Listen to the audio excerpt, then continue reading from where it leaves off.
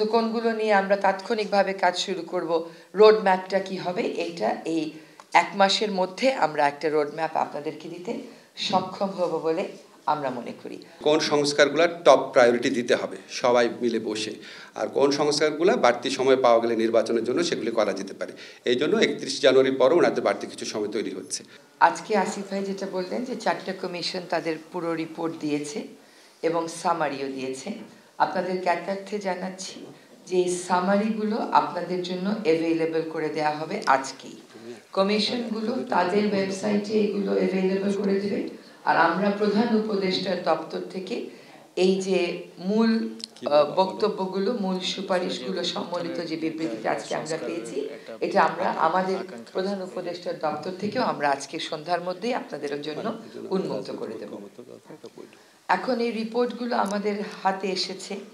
এই রিপোর্টগুলো নিয়ে কমিশন প্রধানেরা, ওনারা স্বাধীন কমিশন হিসেবে কাজ করেছেন, এখন কমিশন প্রধানেরা এবং কমিশনগুলো বসে এইখান থেকে পরবর্তী পদক্ষেপ কি হতে পারে, তাদের জায়গাগুলো কোথায় কোথায় তারা মনে করছেন যে প্রাধান্য দেয়া উচিত, সেই জায়গাগুলো তারা ঠিক করবে।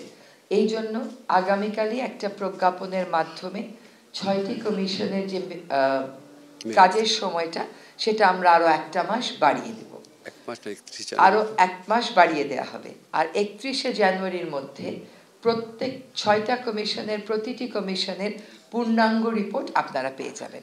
তাহলে আজকে আপনারা পাচ্ছেন 4টা কমিশনের যে রিপোর্টটা, যে নির্যাস মূল বক্তব্যগুলো উপস্থাপিত হয়েছে, সেগুলো আপনারা আজকেই পেয়ে যাচ্ছেন।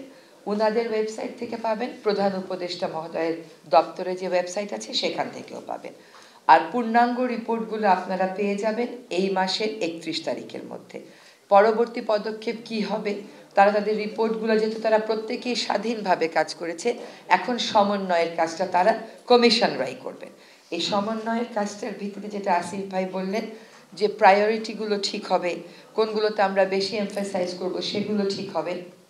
এবং একদিকে যেমন রাজনৈতিক দলগুলোরও কিছু দাবি আছে, অন্যদিকে জনগণেরও কিছু দাবি আছে, একসাথেও কিছু দাবি আছে।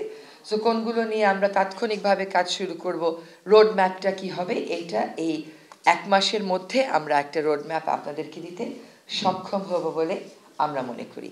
আর এখন থেকে কমিশন প্রধান যারা আছেন, তারা তাদের কমিশনের যে রিপোর্টগুলো কি পদ্ধতিতে তারা করেছেন সেগুলোর ব্যাপারে আপনাদের সাথে অবশ্যই কথা বলবেন।